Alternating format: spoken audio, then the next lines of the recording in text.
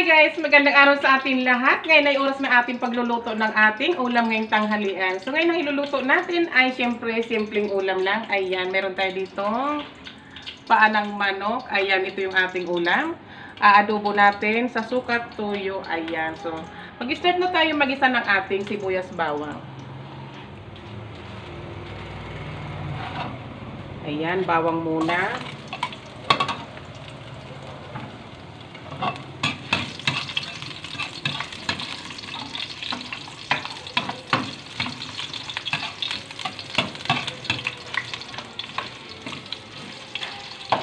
So, ayan, golden brown na yung ating bawang. Sunod na natin yung ating sibuyas. Ayan.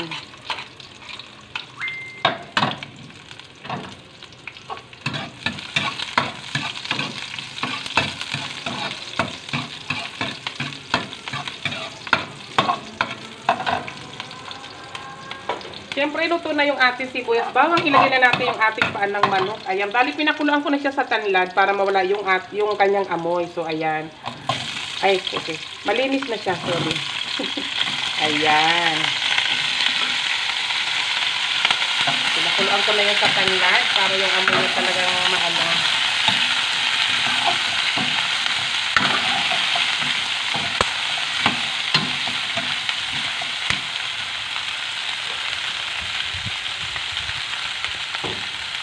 Lalitan ko siya natin siya sa kaunting patis para magkaroon siya ng ano. Mas masarap pag sinasangkot siya sa patis. Bali mag-adjust na lang tayo mamaya sa tuyo. Bango. Ayan. Kahit simpleng ulam, pag naliluto mo naman ng maayos, masarap din ang kalalabasan yan. Ayan. Ngayon, takpan natin.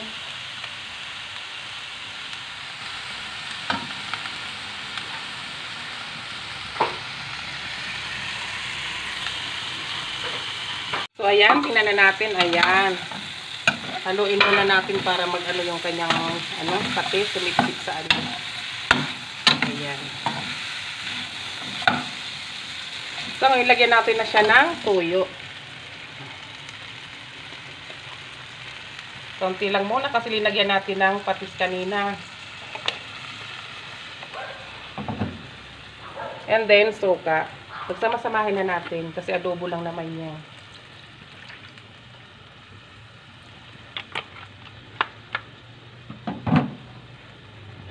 Ngayon, ilagay na natin ng laurel at saka paminta. Ayan, pinagsama ko na. So, hayaan muna natin kumulo para maluto yung suka. So, ayan, buksan na natin. Tingnan na natin. O, ayan, kumukulo na. Ilagay na natin yung pampalasa natin. Haluin na natin kasi luto na yung kanyang suka. Di na masangsang yung amoy. So, ayan.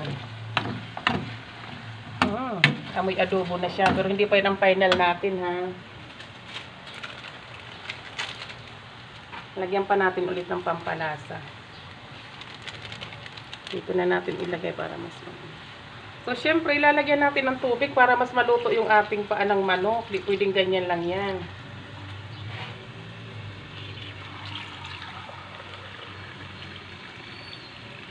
Lagyan natin ng 2 tasa. Ayan. Haluin para mag-ano yung pampalasa.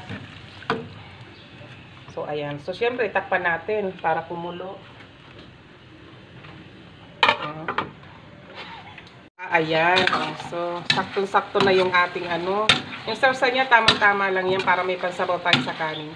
So, ngayon, para maging balance yung niya, lagyan natin ng kaunting asukal. Kaunti lang kasi baka magmukhang salabat naman to. Ayan. Tama na yan.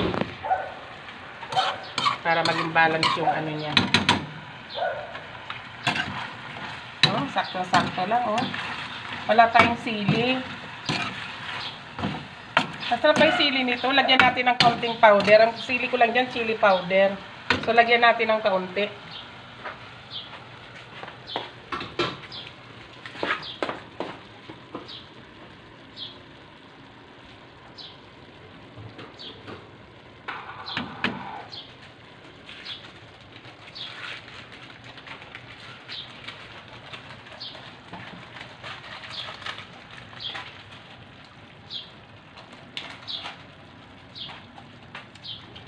So, ayan, lagay natin ng sili. O, kaunti lang kasi super anghang pala.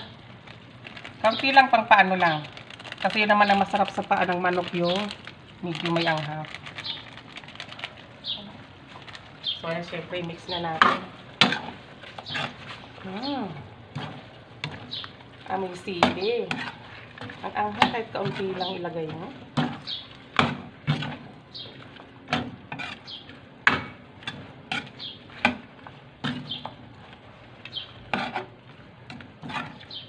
So, ayan guys, luto ng ating adobong paa. Ayan.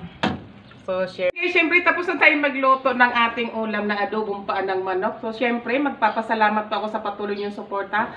And please subscribe na rin po ng ating channel, Inday Edad Bisaya. And please subscribe and like and share, comment at pahit na rin po ng ating notification bell para maging updated pa tayo sa mga susunod nating video. Syempre, God bless po sa ating lahat. Bye-bye!